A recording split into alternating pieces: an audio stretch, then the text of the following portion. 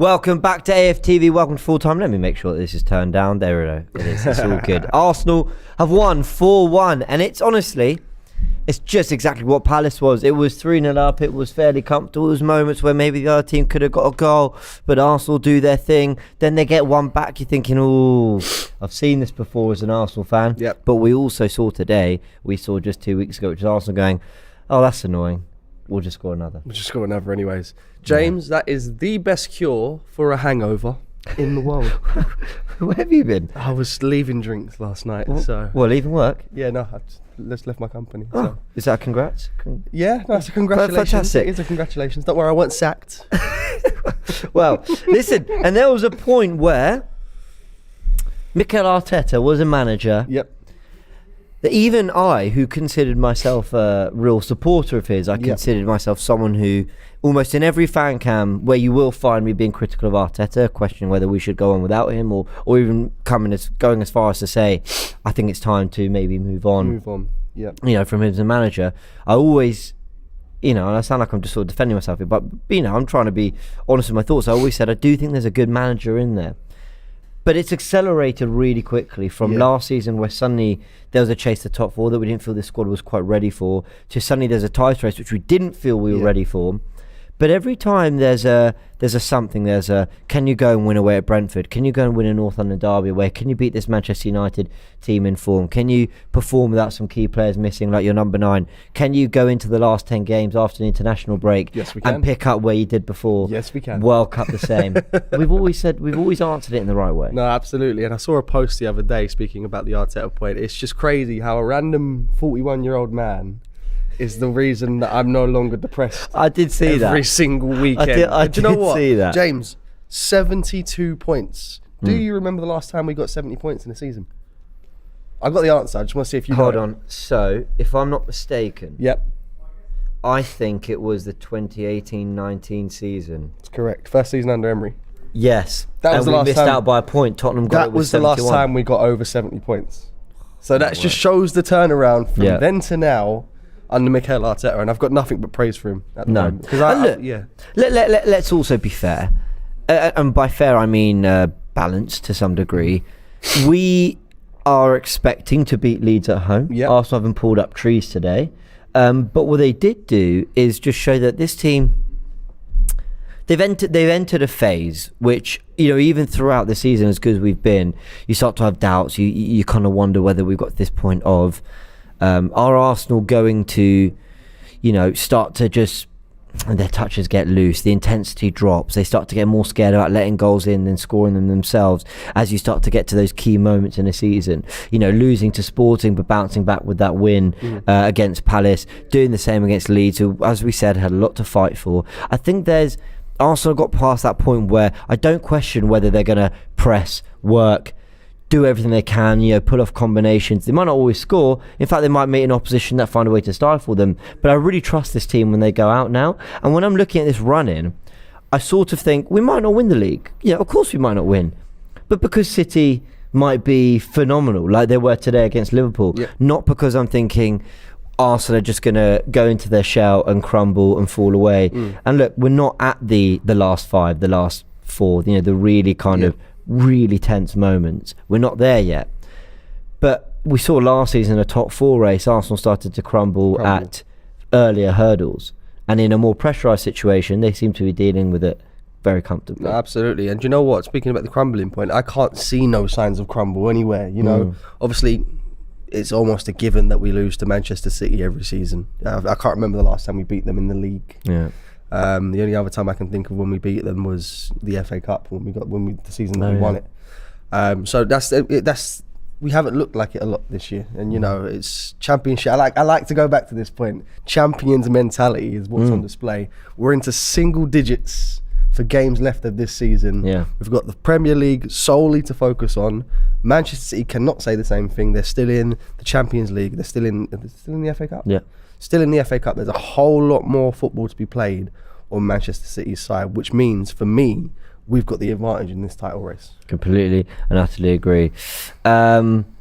Let's go through some comments. Lovely game, says Matui. I agree. The penalty put Jesus back on track, says Waveley. I agree. it's all right to criticise sometimes, but never doubt Arteta, says Graham. It's even fine to doubt. It's even fine to... This might sound crazy. It's even fine to have to have any opinion. Just have a reason for it, back it. And there was a time where Arsenal, it got really dark for Arsenal. Even it was before Arteta, but even during Arteta's reign at times. But it just felt like once he got the pieces in play and he just was able to get the right balance in the squad. Now it feels like when we're doing, let me put it this way. When we're going to transfer windows, and I include the January we just had, it felt like, what can we add? What little bits could we do to take us up levels? What little, like a Formula One race car. Do you like F1? I follow it. I don't watch it that much. This might be a terrible analogy, but they can do things to little things to improve the car, but the main building is done before the season starts, and it feels like for the first 4 or 5 transfer windows Arteta had, it was we are building a brand new car here, and now it's okay. What little adjustments can we make to make it better?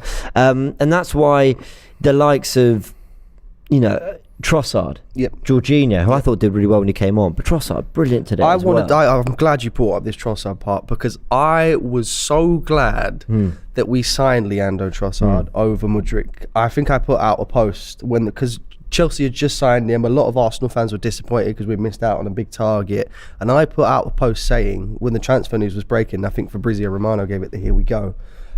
Really happy with this signing. A player that we're getting for a third of the price of what we would have paid for Mudryk, for someone who's 3 times the ability of Mudryk, and he's absolutely showing it. What a signing Leandro Trossard has been. And I actually thought that the first half he was struggling to get into it because he was out on the right, but second half there was a little bit more interchangeability. He was coming inside more, and then especially when Xhaka came on, you started to see Trossard. I say that's not true because he put it on the plate for Jesus. So actually, he was just starting to find themselves in more central pockets, and started putting the strings. And we did some analysis on DR Sports Talking Tactics. Go subscribe to DR Sports as well. Matisse and I were talking about how the way Trossard plays as the false 9 is quite literally as your number 10, as the midfielder, because it allows Odegaard and Xhaka to drift really wide. So the fluidity in this Arsenal front 5, 6, whatever you want to call it, is absolutely, it's unbelievable, and teams are really struggling to live with us. Absolutely, and it's also very interesting and amazing to see the level of versatility that we've got in terms of the people that we've got up there. We've got all of our strikers could go out wide, all of our wingers could go in the middle. The versatility of this team is insane. I agree. We had 13 shots to Leeds 7, 6 shots on target to their 5, 67% of the ball, which makes sense. Look at the possession more stats. Than double every single game. I know. It's insane. It's really impressive. They fouled us 13 times to our 11 fouls committed. We were offside 5 times to their 1, 4 corners to their 3, and the corners were dangerous. In fact, all set pieces. Arsenal, these are little things that Arsenal... I liken it to an ace in tennis. Do you like tennis? I keep asking about other sports. Yeah, you like these other sports, didn't you, James? I do like, you're right. Maybe that's really annoying, but it's like in tennis, if you serve an ace, it's just a free point.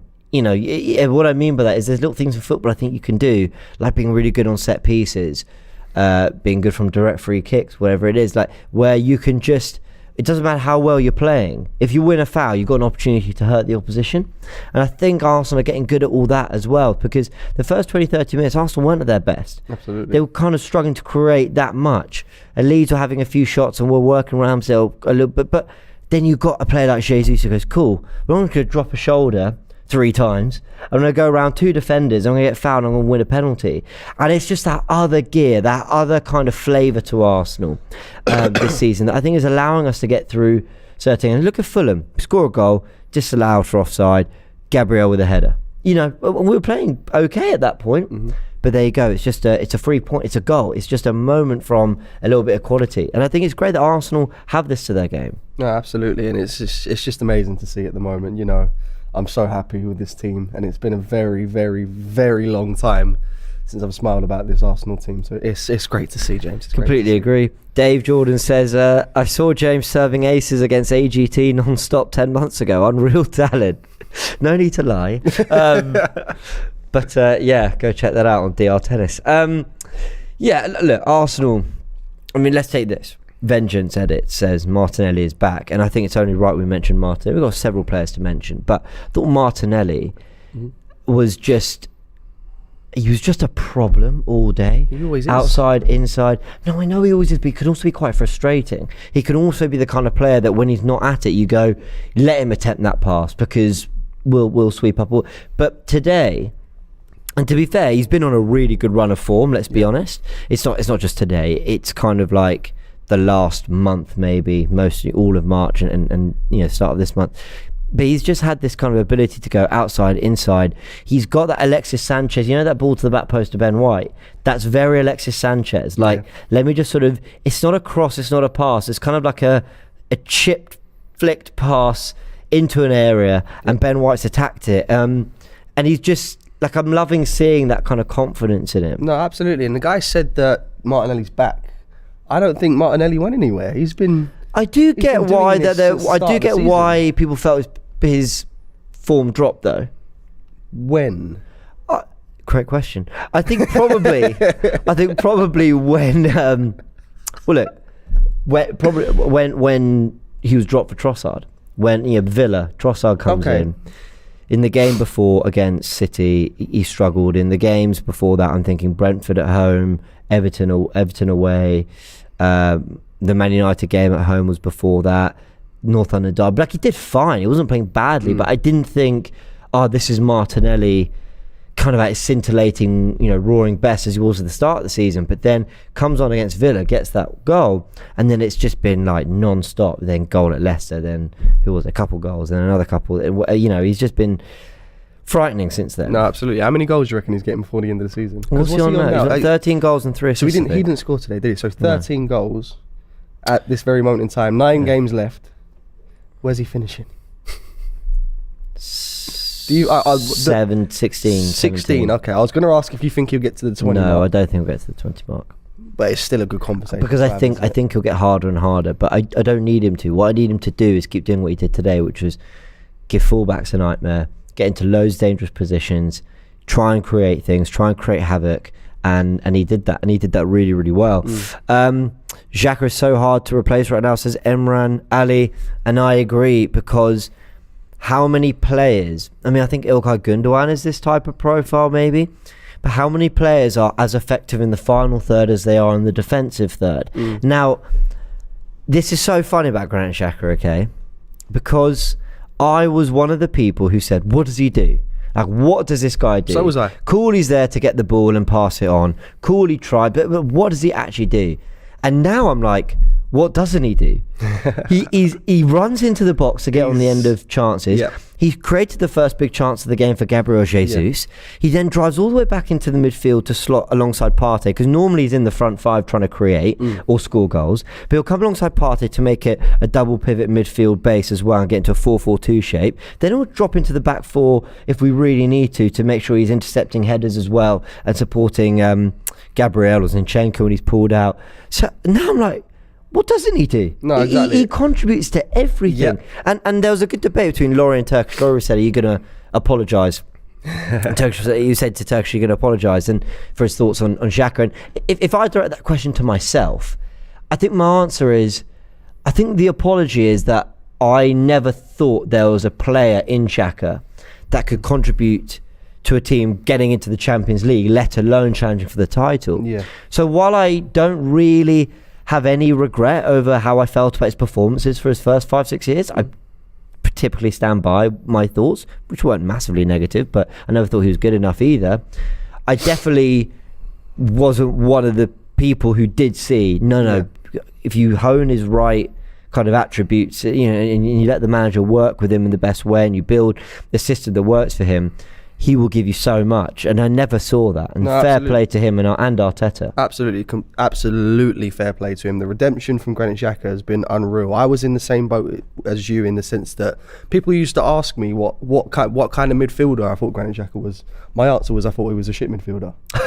That would be my answer. However, I now feel like I need to apologise to Granit, because that's how I used to feel. Because this season for Granit Xhaka has to be 100% one of the best redemption seasons I've seen from any player. And also, and this is where I want to sort of get the balance right in when we talk about what he was to what he is and all that. Last season, I thought he was pretty good for us. I thought if I'm building my best Arsenal team, he was in it last year, and you know, he was always dependable, and I thought he did well. I think if I was giving his season a rating, it was a 6 or a 7. Yeah, but I never thought he was the difference maker, and that's why I kept wondering, are we going to get that difference maker? You know, Partey is this, Odegaard is that, so are we going to get that third? But Xhaka's become that this season. The season before that, he was all right as well. We had a terrible season, but I thought he did fine. I really thought he was the problem. And then people talk about the red cards and the discipline. Are you getting as much good as you are bad and all that? And, you know, again, I was one who was sort of having that debate and saying, look, you know, for all the red cards and the disciplinary issues, blah, blah, is it worth it? But I just can't believe what a difference, you know, his time with Arteta has made to his kind of role in this Arsenal team and his importance. And, you know, it then, when you hear the players say how important he is and how much of a leader he is and all that, that's all well and good, but the performances on the pitch do have to be there. And when you do get that, you kind of realise what a complete midfielder we have in terms of everything he's offering, but the leader he is, the experience. And also, I think it's funny to say this about Granit Xhaka, who's had disciplinary issues in the past, but I think he is a experienced, calm head. I don't think he's going into these games nervous. I think if I'm a younger player going out onto the pitch with him, I'm feeling probably quite reassured because of his experience and all that. And I just think it's right that we give him the credit he deserves. No, absolutely, and he deserves all the credit in the world. What was that? His 8th goal today in all comps? Something like, I believe so. I'll have a little look. Let's have a look. But what my point is, I think he's scored more goals this season than he did in all the seasons combined. That might well be true. Yeah, so I think that's about his 7th or his 8th goal this season. And, you know, coming from a midfield role, he's doing very well. I think Xhaka's been good for around 2 seasons now. However, we shouldn't apologise to him for criticising his performances over the 5-6 seasons, says Hakuna. I agree with that. He's got 6 goals and 5 assists in all comps. But hold on, has that got the Bright? Yes, it's got the Leeds stats in there. Okay. I thought he'd hit 5 league goals. So, is that just league though, or is that all comps? So in all goals, it's 6. Sorry, so in all comps, it's 6 goals, 5 assists. Okay. Which is a very decent return from, as I said, you know, almost the secondary midfielder. Like, he's not the 10, he's not the base midfielder. He supplements it all, and he's doing his bit across the pitch. There was a super chat there as well. Rick says, "What a realistic and acceptable result at Anfield and Etihad, given our record there in the last 6 years." Look, Ricky, I know Liverpool are having a bit of a shocker, but I'll let you take this first. Do you know what? Funny enough, I put out a story post about this not a few days ago. Actually, I looked at the last 10 games, and I've basically done like a chart of win, draws, and loss. I personally think that we will get the draw at the Etihad, and that ultimately is why I think we'll win the league. But however, I do think we'll feel like we will eat a loss at Anfield, and that is purely because of the Anfield factor. You know, it's very rare that any team, let alone Arsenal, goes to Anfield and gets a result. So I think that's going to be a big thing to play into that game. And I think we're only going to lose one more game, in my opinion, and it will be at Anfield. My theory is, I don't think we'll win at Anfield or the Etihad, but I don't think we have to win the league, is my opinion. So yeah, I know that that's mathematically true if we lose to Liverpool and draw with City. I hear that, because then that's also drop points for City. It's though not true if it's a case of drawing at Anfield and losing to City. Then actually, you know, then it's in City's hands because of goal difference and all that. But I just have a feeling that, and if you lose both, then there's a bit of a knock. Like, you know, come on, you got to do something at one of these places. At least you've got to be competitive and not beaten and all that. If we lose both, I start to worry. We do have the Chelsea Villa game in the background, by the way, and interesting stat: Chelsea mathematically can't finish above Arsenal this season. So there you go. I'm glad we got maths to clear that up.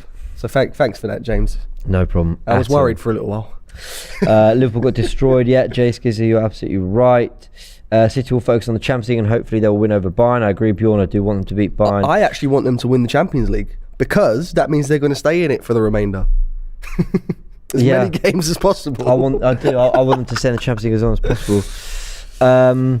We never got top 4 with Aubameyang, by the way. Something to think about, says Dave Jordan. Yep, fair point, and he was doing his thing in front of goal. So, you know, one player can't be responsible for all, you know, for the responsibility of the whole team.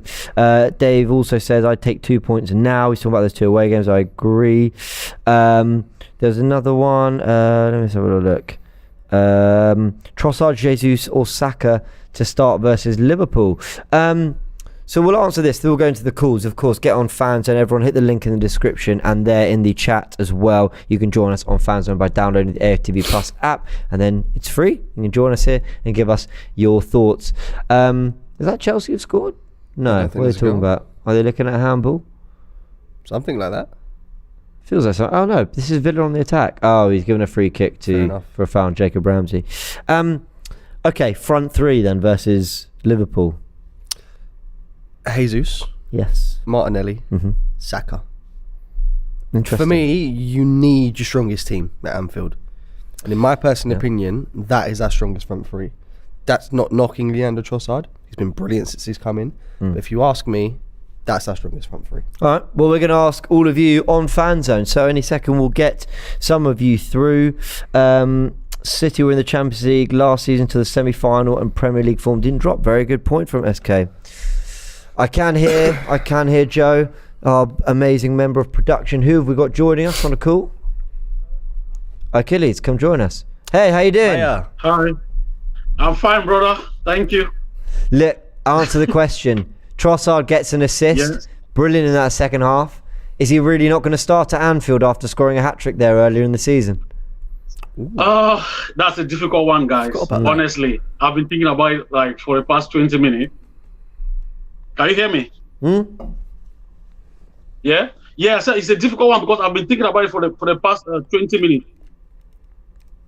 Because even Darren Bent, he just tweeted. He says Trossard has been the best signing of the whole window, even if he just came January. So that's to tell you the how can I put it? The player he is, the energy he brought into the team. You know, for me, I think it's a difficult one, but it's difficult. Of course, it's difficult. It's a great situation to be in, though, isn't it? But do you think Guardiola's sat at home going, you know, I want an easy front three to pick? No, he's thinking. Look, today they went Mahrez, Alvarez, Grealish. All three of them brilliant, getting goals and assists. Yeah, and there was no Foden, there was no Bernardo because he was on the bench, and there was no Haaland available. Who can also play like these are the problem. Like Guardiola's having to think about these things too, and it's really good that Arteta has these problems. Yeah, it's to be fair, it's a good problem to have. Honestly, I love it because last year we didn't really have we didn't have that. That's why we missed on top four. But to be fair, I think Martinelli cannot be dropped. Saka cannot be dropped. Trossard cannot be dropped, but at least we can have him on the bench, knowing that if things are difficult, he will come on with the energy and the passing. Because he have a really, really good feet, and he crosses the ball so well. He don't just crosses the ball. For me, he's the best passer in our squad. He have that eye. Whenever he goes, he kicks the ball. I'm always confident that he's going maybe to one of our players. But because when I see Martinelli, his head is always down, and Zinchenko doesn't really cross the ball. So Trossard will make more assists. So for me, I think maybe Jesus start, Saka and Martinelli. Then Trossard can maybe play the second half. Make an impact off the bench. Listen, not a bad problem to have. Achilles, thank you so much for joining us. Thank you. All right, thank you. Guys, can I say one thing before I go, please? Of course you can. All right. First of all, I dedicate this win to Claude. Every win, I always like, whenever we win, I always like, oh, Claude would have loved this. And yeah, we got 4 goals, 3 points, 2 goals for Jesus, 1 big win, very big win, and 0 points for Liverpool. I love it. I love it. Thank you, AFTV. Thank you so much. Thank you. Well, we could have done with a Liverpool win today, but about the Trossard hat-trick, you know. See, that ties into it for me now. Well, listen, I always think that there are players. I never played football anywhere near this level. I always say this before I make a point about having played the game. But but you know, there were teams I used to love playing against because I knew I could play it. You know, I knew I fancied it. I knew I'd done it. And that's a thing that professional players. I watched a podcast with Kieran Dyer, and he used to mention how he loved, and he usually played very well at, I think it was Villa Park and and against Tottenham, I think he said as well. So players have these teams that they fancy playing against. Maybe Liverpool's Trossards. Yeah. Just keep an eye on Chelsea Villa at the moment. It is 0-0. Big chances for each. Mudryk actually probably should have squared it to Havertz and forced a good save out of Emi Martinez from close range, but I think he should have scored or at least squared it and got himself an assist. But they're playing with a back three, Chelsea. Reece James and Cucurella, the side of Koulibaly, and Watkins had a massive chance. So will Unai Emery get something at Stamford Bridge? We'll keep an eye on it because we are all football fans. A super chat from Twerkish says Liverpool defence is shocking. Sorry, it's got me there. And I agree, it's shocking. I'll show Turkish that later. Right, let's get our next caller. We've got Harvey in. Hey Harvey, how you doing? Still laughing at that twerkish, man. It's genius. It definitely matches with his personality as well. You know what I mean? Go on, I'll let you take it away, man. I'll let you take it away because Arsenal just picked up where they left off. No break. Well, I say no break. There was a break, but there was no break in rhythm, momentum form. Yeah, man, it was really, really good to see. You know, I think people were a little bit antsy in those opening minutes, but it was calm. You know what I mean? I think Leeds wanted to make their presence known, but we dealt with it. And whenever they committed some numbers forward and, you know, we defended well, all of a sudden we were quick on the break. And we've been seeing more and more of that recently. So it's good to know that we're able to not only be dangerous when we're pinning the teams back and we have the ball, but when we get pinned back, all of a sudden, you got to think twice about whether or not you want to commit that many men. And when you can be that dangerous regardless of who has that momentum, I think it puts teams in a very, very difficult place. So really good to see that. Let me ask you, Harvey, because these are the more difficult questions. We saw Man City beat Liverpool 4-1. Now, look, I thought they beat Liverpool. We did an extended starting 11 / semi-watch along, just in case. But I think we were all pretty sure City would get the win. Liverpool haven't been that good this year. They beat United 7-0, then lose 1-0 at Bournemouth. Tells you everything. But did they send a bit of a message? Like, did they send a bit of a, look, Arsenal, you know, as long as you're not 100%, if you drop to 95%, we can catch you. Yeah, man, they did. Because at the end of the day, I've mentioned it before. Sometimes, you know, as teams, when you're facing a proper opposition, you raise the level. And I was expecting Liverpool to, at the very least, show their level and pick themselves up and get ready for that big game. And they got absolutely steamrolled. And believe it or not, people like to say, "Oh, Haaland's injured. I actually think City is probably going to show more of the typical element that we're seeing from them in terms of their relentless attack with a Julian Alvarez rather than a Haaland, just because I think he's that much better in terms of fitting into the City system. So that's probably the last player I wanted of theirs to get injured, because now I think it's even more comfortable for them. So yeah, man, they definitely showed, I think, not only us but the rest of the league of what they're about.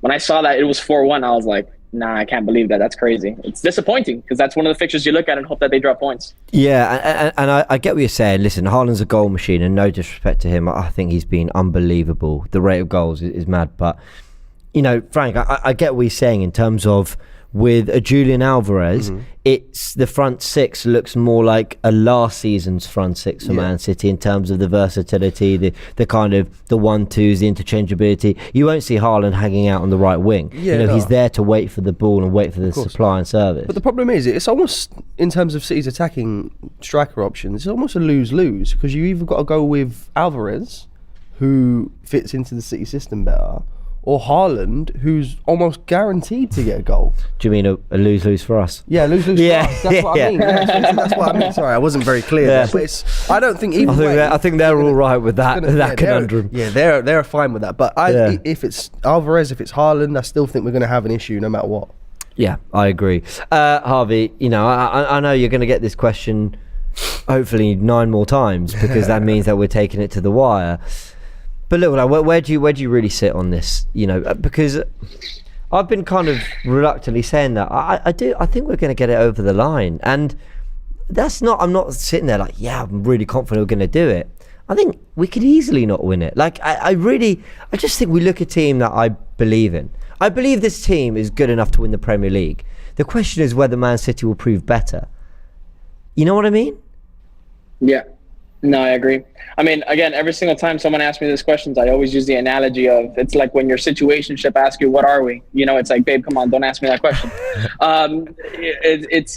It's a difficult one because despite how poor Liverpool has been, Anfield and the Etihad away are kind of games that I've written off as we're not going to take anything from it. I've also looked at St. James's Park in a similar manner.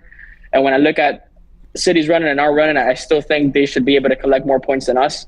So I think it really just comes, I think next week I'll probably have a better answer for you rather than just tippy-toeing around it, because if we can at the very least get something out of Anfield, even if it's a draw, that's one more point that I'm expecting us to get. Just because I think Liverpool is going to big themselves up for that game, and it's Anfield away, a ground that we get absolutely battered in. And listen, man, Rob Holding in that game or in City, I trust Rob Holding against the lower league sides, but it's against those big moments, against those physical strikers that are difficult to deal with, that I think he's going to get exposed. And again, I want to see Tierney playing that Gabriel role and that back three.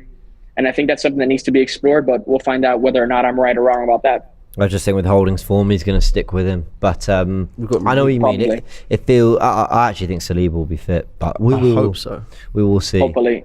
Yeah. Harvey, always a pleasure chatting. Thank you, Harvey. Always a pleasure. Take care. See you soon. Likewise, guys. Take care. Have a good weekend. In a bit. All right, who have we got next to join us? Just keeping an eye here. Chelsea still 0-0. We have Kian. Let's bring in Kian. Hey, Kian, how you doing? Hey, guys. How are you getting on? All good, all good. I'm curious. The name on the back of that shirt, is that a number 10 over there? Yeah, that's my nickname is Little Martin.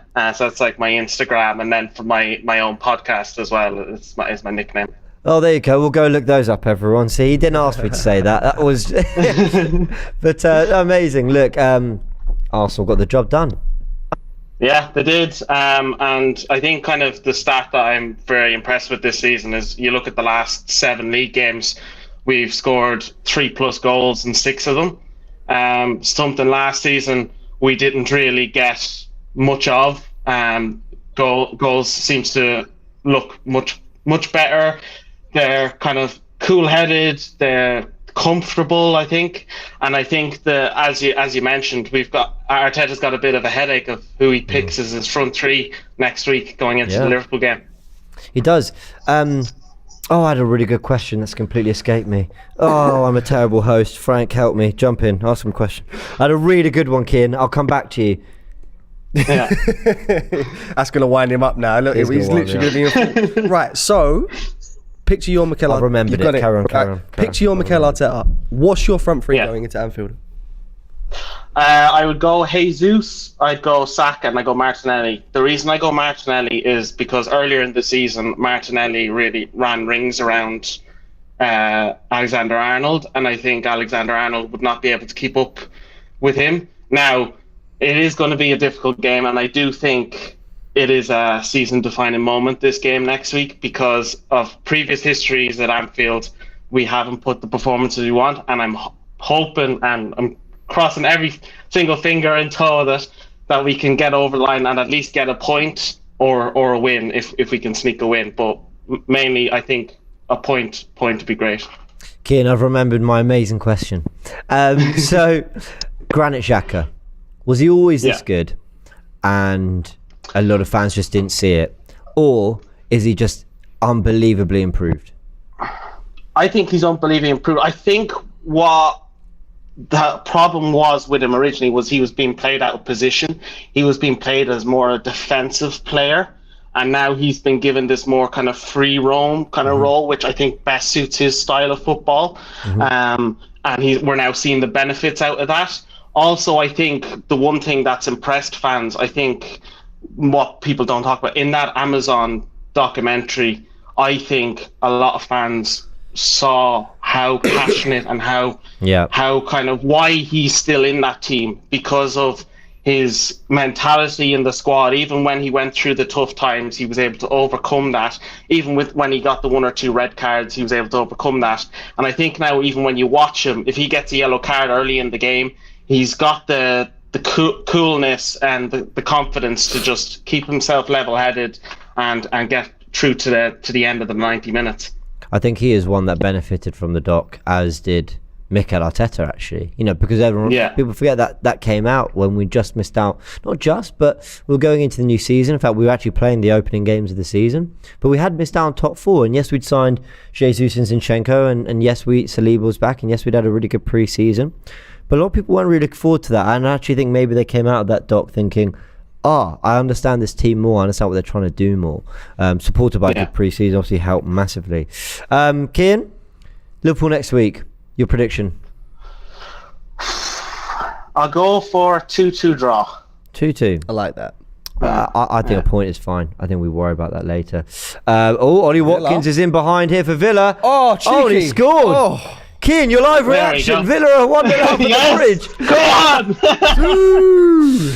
Well, for what it's worth, Chelsea can't mathematically finish above us anyway. So I've never officially cared less about a Chelsea game in my life.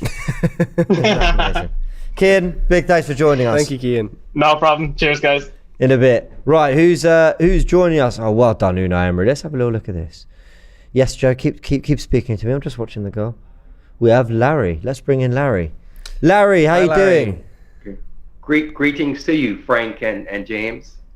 Greetings to you. Once again, I want to just say, I continue to enjoy Tactical Insight and also Forever Arsenal and all the other content that you content creators create for Arsenal. So keep up the great work and enjoying it very much. Thank you. Really, honestly, like I always say, without you guys and your support, the shows aren't happening. So we appreciate it massively. Look, Arsenal ended before the international break with a 4-1 win with 10 games to go. Another 4-1 win to respond to Man City's 4-1 win. How about we just all win 4-1 between now and the end of the season? I'd shake on that. This Arsenal team are really impressive. And I was at dinner with my dad last Friday, and he said, James, I've watched many Arsenal teams over the years. This is a serious team. And it took me back to the doc that we were just talking about. Did you see it, the All or Nothing documentary? Only bits and pieces of it. So there was that scene where Stuart McFarlane, lead photographer at Arsenal, brilliant. He said before the North London derby, very early into last season, he said, I love this team. I'm looking at you guys are a serious team. And it made me think, like, was he just saying that to motivate the team at the time ahead of the North London derby? Was he saying it because they're a really good group of lads? Or was he saying it because he genuinely, like my dad said to me at dinner, had seen so many Arsenal teams over the years, he just knew this was a good one. Where do you stand with all that, Larry? What I like, again, with Arteta, he now has his players playing for him the way he wants them to play. I was angry when we finished 8th. I was angry when we finished 8th, and bitterly disappointed when we finished 5th. Didn't want Xhaka to be anywhere near the Emirates. Thought Arteta was a rookie captain on a luxury liner. I was there.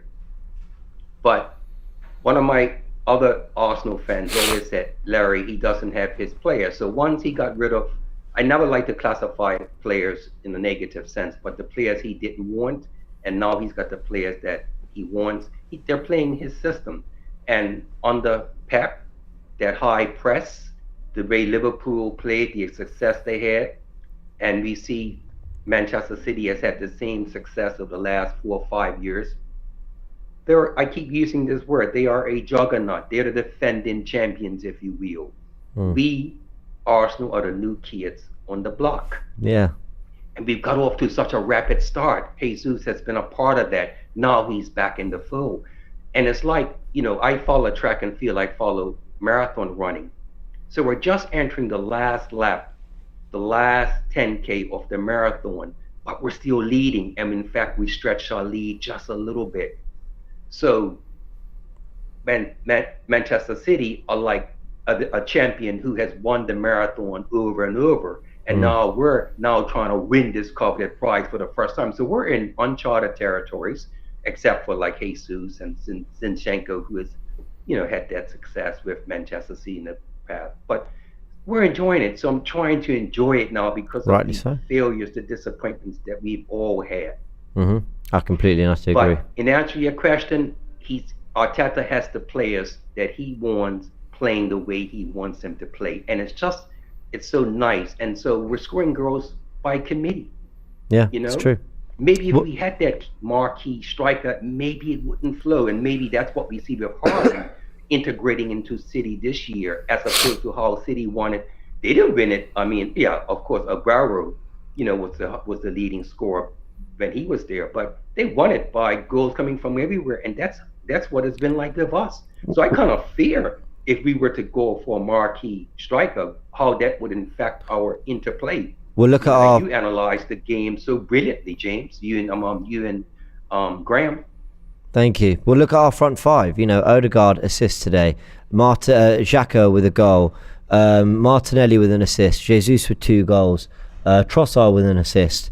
That is everyone getting stats on the board. They're adding a little bit to their personal tallies today. Larry, let me get a final word from you. Do you believe this Arsenal team are going to win the league?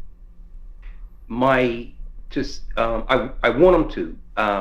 At each game we win, the percentage of me increases. I still wouldn't put my head on a chopping block. I hope we do, but if we could take 3 points from Anfield, then ask me again next week, and I think I might have a different story then. Yeah, fair enough. Look, always a pleasure chatting to you, Larry. Thank you for joining us. Thank you, Larry. Take care. Likewise. Take care, gentlemen. Keep up the great work. Thank you for the support. Thank you. See you soon. I've got a super chat from Lee. Jacob says, pity I can't get on the video today, gents, but the intent of this team was there for a long time. We just needed the players. 2 world-class managers in Jose and Wenger called this before and at the beginning of the season. A lot of people, Frank, spoke of the great work Arteta and Arsenal were going to do. Here are some of the names. Jose Mourinho, rightly said. Jurgen Klopp. Pep Guardiola. Kieran Tierney from within the camp. Trying to think of other people. Anyway, I gave you 4 or 5 there. And a lot of people didn't want to listen to that. Mm-hmm. They just thought, well, the results, well, the short term. Well, there were people there who knew what was going on behind the scenes at Arsenal that said, they will get it right. They will be a seriously competitive team again. And now we've got there, and we've seen that across 29 games this season.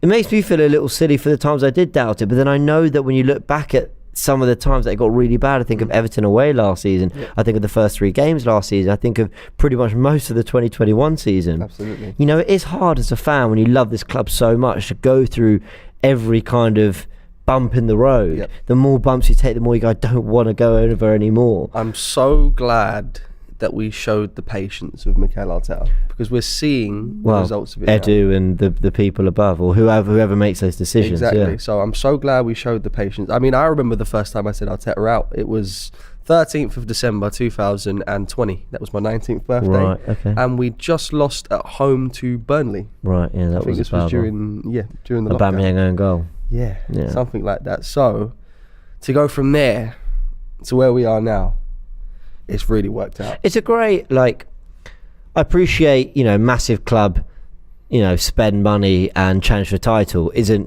one of the most incredible stories in football. But I think the story of a rookie manager who had a lot of hype and excitement around him, because I know a guy, journalist who works at Sky now, and we were talking 4 or 5 years ago before we hired Arteta, when we were getting Unai Emery and we were linked. Yep.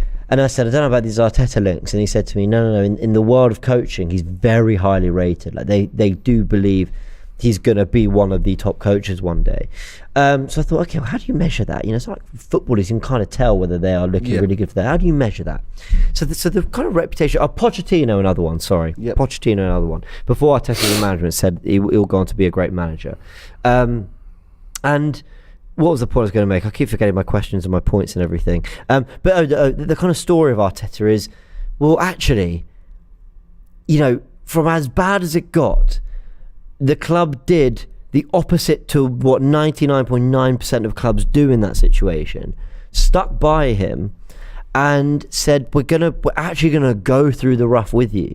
We're not just going to find a short-term solution to the here and now and then worry about it down the line. And that is, I think, in modern day football at the highest level, I think that is a great story. Yeah, absolutely. And it is really paying off now, James. So we can only we can only thank the club and the people in charge of the the managerial appointments and stuff like that for showing the faith, showing the patience, because I think it's going to end with a little bit of success.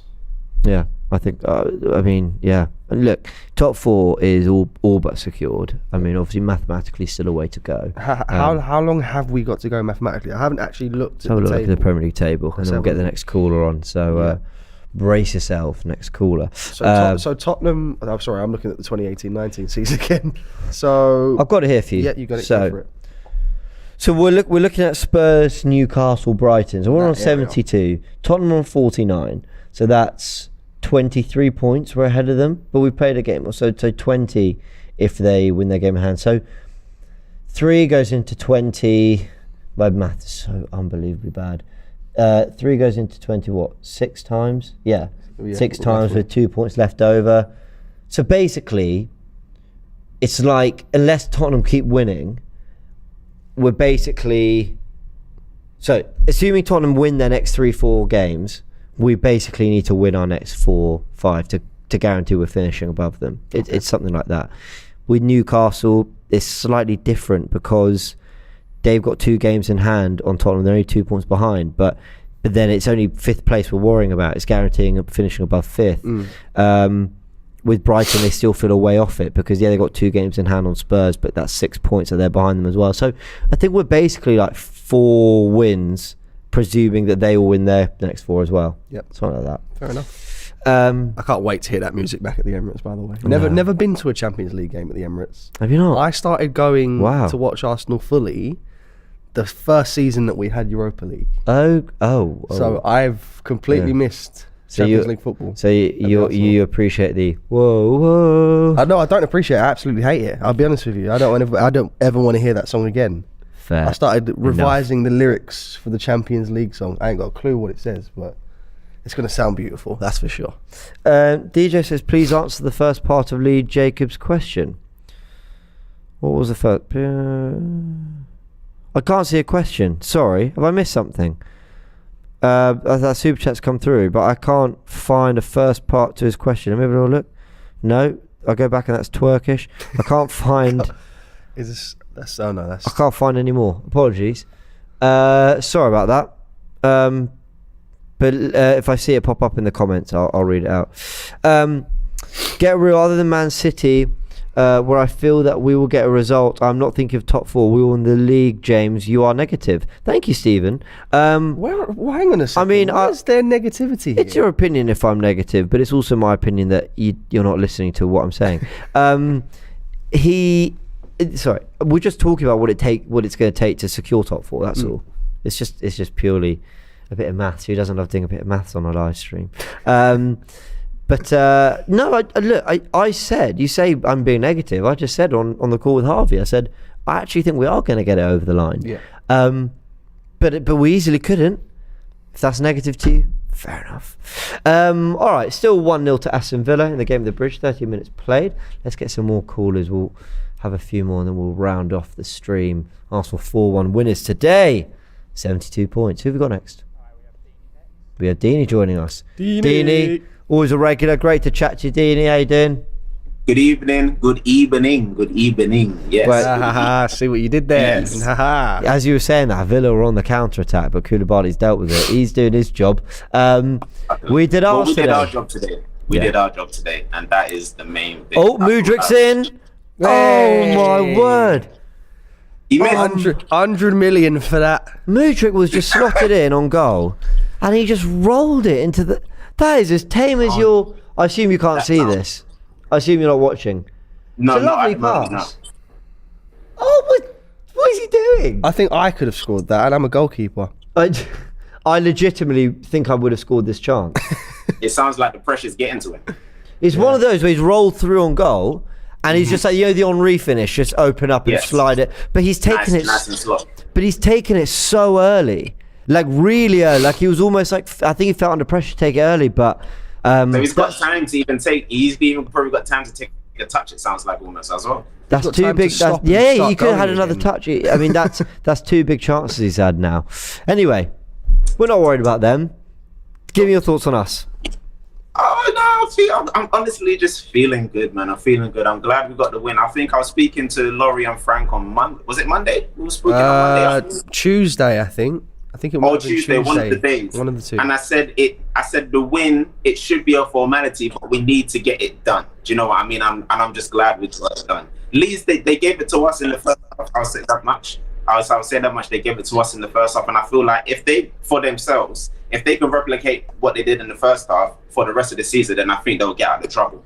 But then second half comes. I'm glad Jesus got. I'm glad they gave him the penalty as well to start getting back on the score sheet, getting familiar with himself, and then the run he makes. No, before I even mention the run he made for his second goal, I want to big up Trossard because he had a quiet first half, and then the second half he just came to life. And the hold up play to then even bring the ball back for Jesus to score the goal was brilliant in itself. And I'm just happy, man. Do you know what I mean? I'm just happy. It was 8 points clear again. You know what I mean? The goal difference stayed the same, and we just march on. I'm looking forward to Liverpool next week. It's one of them things where it's just like we haven't been great away from home against big teams in about how many years.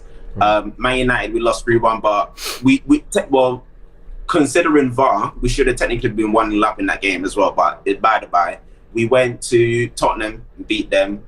Who else did we beat? Did we beat Chelsea at Stamford Bridge, or was that the Emirates? Chelsea at Stamford Bridge, correct? So it's like we have to go to these teams, and it has to change at some point. Do you know what I mean? And I believe that we can go to Liverpool and go to the Etihad and win because they're just going to be just as scared as us of us. Do you know what I mean? Yeah, I know what you mean. I think if they, I think Liverpool will get better again next season. I think Klopp will kind of make some changes and we'll get them going again.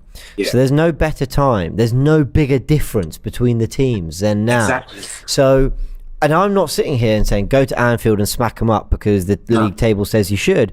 I respect Anfield and I respect the kind of everything it takes to kind of go and beat Liverpool. And Arteta will tell the boys that. Sorry to cut you, but Arteta will tell the boys that. Go on, sorry. Yeah, no, you're right. He absolutely will. I mean, Arteta probably respects him all the most. But exactly. I think you go there and don't lose. And I know that sounds really pessimistic. Maybe that's what people mean when they say I'm negative. We can win at Anfield. Yes. But I don't think we have to. Yes, if we can, and we do, brilliant. But I think it's a case of, they'll raise it, Liverpool. So let's raise it with them. And if we don't win, cool. We live to fight another day. City went and lost there this season. Yes, they did. Many teams have. Yeah. City and United both went and lost at Anfield. Different defeats, a 1-0 and a 7-0. And I think Liverpool followed them both up with a 1-0 defeat at Forest and a 1-0 defeat at Bournemouth. Yes. So that's the thing. Like, they can raise it, Liverpool. On that, what's your prediction? 1-0 to the Arsenal. I know I said I hate 1-0 to the Arsenals, but I'll take it at Anfield. I'll take it at Anfield, that's for sure. If you get 4 or 5-0, no. 1-0, that's all we need. Just one. I would take a 1-0, it bounces off, Konate's arse and we win. Like, I don't care. I don't need anyone. I don't need goals and assists for our star boys. I don't need Xhaka continuing form. I don't care. It could be a wrong. We get 3 points. It's the simple bare minimum of just do not lose. If you can't win it, do not lose it. Yeah, very true. Don't lose it. Chelsea have had chances here. They're still 1-0 down. Always a pleasure, Dini. Thank you so much for joining us. Thank you, Dini. Enjoy your weekend, boys. Take care. In a bit. Take care. Right, who else is joining us? I think we're on to our final few callers. Let's bring in KK. Hey. KK, how you doing? Oh, no sound coming through on our end there, KK. Can you hear us? Give us a thumbs up if you can hear us. Okay, so KK can hear us. And apparently you're not coming. Production have just let me know that you're not coming through at all. Well, we're going to give production a second to see if they can sort this out, KK. In the meantime, it is still 1-0. Emi Martinez with a goal kick. The only time I like Emi Martinez is when he's playing for teams that when he's playing against teams I want to lose. So I'm glad he's playing well, making a few big saves. I'm going to try to bring KK back in. Let's see. Hey, can you hear us? Hello, I can hear you perfectly. There we go. Yes. Okay, there's a delay, but it did come through. Okay, as there's a delay and it's going to be a little bit difficult to have a back and forth, I should let you give us your thoughts. Take it away. Okay, this is KK from Johannesburg, South Africa. Very happy with the boys with regards to the win today. I feel like they played very well, even though it looked a bit stale from maybe minute 0 to first 20 minutes. But I'm just happy the penalty came through, and I was very happy with Jesus just taking a run and dropping the shoulder. He could have got a penalty with the first contact, but I'm glad he stood up, and I think that made the referee more inclined to want to give the second one. So I was really happy with him to also get him on the score sheet because he needs 2 goals. Yeah, sorry. Sorry, it's because of the delay. You're right. I think that's a really good point. I hadn't thought about the penalty. Did him not going down on the first, maybe in that split second, make the referee think, look, he's being honest, he's trying to get through this? I know these are really split second thoughts, but maybe there was an element of, then when the contact comes, refs like, look, I've seen the contact and I'm going to give this. No, absolutely. But it's a penalty. It studs into the knee. Yeah. So it's a penalty regardless. Yeah. And like I said on the show, it's not going to necessarily bring a man down, but in the game of football, still contact. When there's contact in that area with that part of your foot, they're going to give it. KK, Liverpool next week. Is this when we finally end this terrible run at Anfield? I'm praying. I hear that. I'm literally praying. But I also want to give a shout out to Holding. I just think he's doing the basics, and said last time I came on the show was after Crystal Palace, but I'm just happy with him just doing the basics. Every time I see him on the ball, I pay a close eye, not for negative connotations, just to try have something to talk about afterwards. But I just think he's just sticking to the basics, and I think obviously against Liverpool it's going to be a tougher front three to face, but I'm a bit more confident because as long as he's doing the basics right and he's just pushing on, I think we can get it over the line on a personal level. Yeah, always a pleasure. Thank you, KK. Thank you. Thank you so much, guys. Stay well. Thank you. And you. Right, production. Who have we got left? We have Ryan. Ryan's our last caller of the day. Ryan, hi, Ryan. Good to chat to you. Yes, big. Here's a tweet from Gabriel Jesus 1 minute ago. Very happy for the day I've lived today. After a lot of hard work and perseverance on the rehab, here we are again. Let's go Gunners. He got the penalty right, and that's great. And you were right to point out that it was great of Odegaard to give him the pen. I think it's so important he scored that one from 100%. Open play. A bit of a poacher's finish. What did you think, Ryan?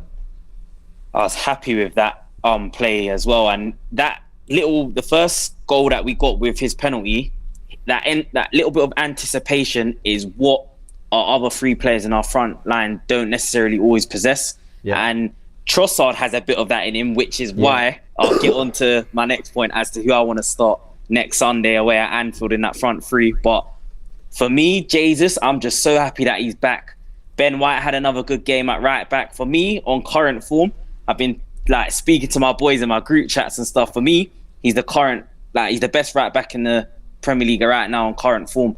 But obviously you got Reece James, and I know Chelsea are currently losing right now. I'm just keeping an eye on that as well. Yeah, but, me too. I'm just so happy with Arsenal right now, and it just shows you how far Mikel Arteta's come with this team, man. Because I won't lie, I was one of those Arteta outs 3 or 4 seasons ago, as I've told you before as well, James. But everything from a T, the system that we're playing. For me, the first half an hour, I don't know what you two thought, but you could arguably say Leeds were the better side in the first half an hour because we weren't really testing their goalkeeper too tough.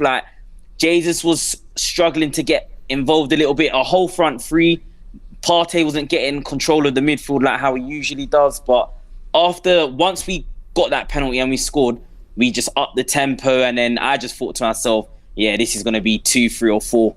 But that's credit to Arteta as well, man. He's got the boys in a certain shape. And one thing I love I know Bukayo Saka didn't start today, and I was quite glad that he didn't start because I think even though we're not playing in the Champions League or Europa League during the week, Arteta is already thinking of when we went 3-0 up. I think Arteta is already thinking next week's game, and we're just slowly ticking off games at the moment. And Saka, when he does play, one thing I've noticed with him, he reverts back into a defensive shape and he retreats back a lot, and he does. Martinelli does it on the left hand side with his work rate, and it just gives you the credit to what Arteta's doing with this team right now, man. But how did you guys think the game went today? Well, I actually think you make a really good point there about the Champions League next year. We have to be, and I mean this with all due respect to Leeds, we have to be able to beat a Leeds with 1 or 2 players rested, because Man City 100%. don't play every game. Liverpool last season didn't play every game with the same 11 going, it has to be this 11 or we won't win. They were happy to go, oh, you know what, and look, I know that they could trade between world-class players. Man City can go, oh, we won't play Haaland, we'll play Alvarez, we won't play De Bruyne. De Bruyne's been rested at times this year, we'll play Bernardo Silva. I understand. But Trossard, Jesus, Martinez is a fantastic front three. Really fantastic front three. Yeah. And, you know, we need to be able to go, and you saw it on the Starting 11 show today, you know, the fans are going, okay, cool, Saka's not playing today. There wasn't a great stress. There was no, did he make another save? Great save. Yeah. Saliba didn't play either. So that's 2 really cool key players, but the levels didn't drop. And we saw that with Jesus being out. And I think that is important for Arsenal.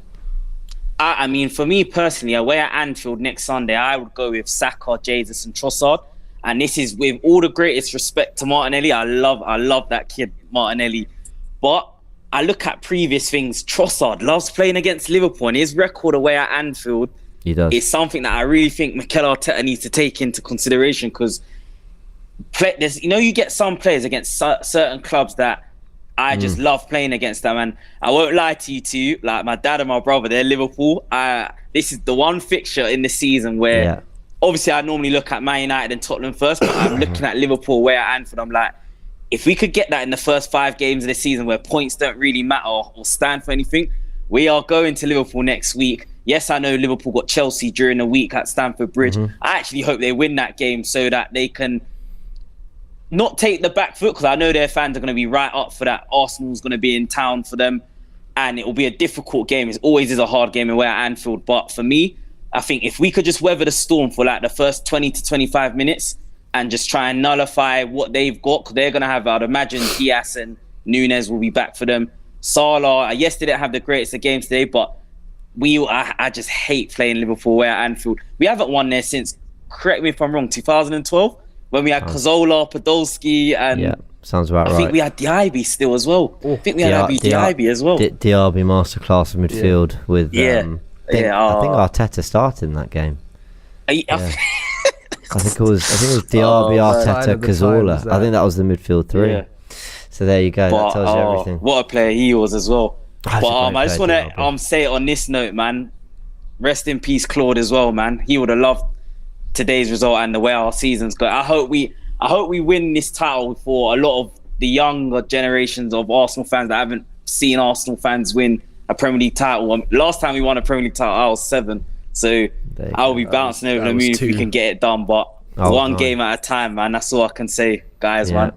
I'm nervous going into these last 9 games. I won't lie to you. I was, so I booked myself a holiday for a week, which I went on, and now I sort of prepped myself mentally, and now I'm just here for the ride. That's all we can do, right? Just que sera, which is a badly pronounced Italian phrase. One last question I got to ask you guys as well. We've going into the Champions League next season, and I don't want to even look too far ahead, but top 4's obviously definitely guaranteed. We're at the top, so we're going to finish either first or second. For me, Bukayo Saka's position, I really want. I hope Arsenal can get this player, but who would you guys look on the right hand side? Because for me, Moussa Diaby from Bayer Leverkusen is someone who I think would do serious good things at Arsenal. Would be brilliant. By the way, I think Chelsea have just had a goal disallowed for a foul. Lol. Is this harsh? Let's have a little look at this. He's pushed him in the back of the head. Does look like pushed him in the back. Just to get back to your question, who says we have to go out and buy? We've got players that are coming back. I hear that. I do think there's a need for a natural left-footed right winger who can. So then, can I put the? Obviously, I know he's not had a great time at Arsenal. Can I not put the point that Pepe comes back in as a rotational player? Don't get me wrong. I'm not Pepe's biggest fan. But I don't feel in order to have squad depth, you have to go and spend £60 million on Diaby when you've got Nicolas Pepe I agree with you, contract. Frank. I think there's a player there, just not in this system. But then have we seen him with Zinchenko, with Jesus, with all these players? So Ben White overlapping, that would be interesting. Do you know what? The good point you said there, Frank. Because I think Pepe, I'm willing, the way we're playing, I'm willing to kind of give him a last kind of final push, because I think he could potentially flourish under this system. And the difference between when we had Aubameyang and Lacazette, our on and off the ball work wasn't as intense as what it is now. So that hard work, the pressing that Arteta has brought into the side, Pepe would probably flourish in this system. Wow. So we'd have to see. We might actually get our £73 million worth in this system, you know. Well, Ryland says Rafinha, and that's a player I like, Rafinha, because I know he's I'm not too convinced about Rafinha. But I think when you see what he did at Leeds, there's a player there. But Ryan, pleasure to chat to you. Thanks so much. Thank you, Ryan. Always, man. Take it easy. Take care. In a bit. Have a good weekend, guys. Right, I'm going to leave it there. Chelsea did have that goal disallowed. But Mudryk had 2 massive chances as well. I'll be honest, I'm so glad we didn't sign him. I've just got to get that out of the way. I will be honest, right? Chelsea have had plenty of chances here. They could easily be ahead, but they're not. They're 1-0 down. Do we care? I just quite like football. Big thank you, Frank. Always a pleasure. Always a Thank you pleasure. for joining me on the information station. Thank you to all of you who have joined us not only on FanZone, joined us here as well in the comment sections, who watched the video, the stream. Arsenal won 4-1. They beat Leeds. And look, I say it like it sounds quite routine. It just has been for Arsenal this season. But, you know, let's not take it for granted at all. Let's not take it for granted at all. They are in tremendous form. That's 7 wins in a row now since that Man City defeat. Can you say that again, please? There's 7 wins in a row. Yeah. Everyone keeps talking about this Man City run. We're on one ourselves. But it is Anfield next week. We have a whole week to prepare for that. Both mentally, probably physically, because I think that's going to take a lot out of us. But it is Liverpool next week. We will be, of course, reacting to this game. Player ratings out tomorrow. There will be a tactical insight on Monday, as well as the buy show. Plenty of then content throughout the week as we start to look ahead to Liverpool and the trip to Anfield. So we'll see you next week. Big thanks to everyone who's joined us. Hit the like button if you did. Subscribe to AFTV now, and we'll see you very soon.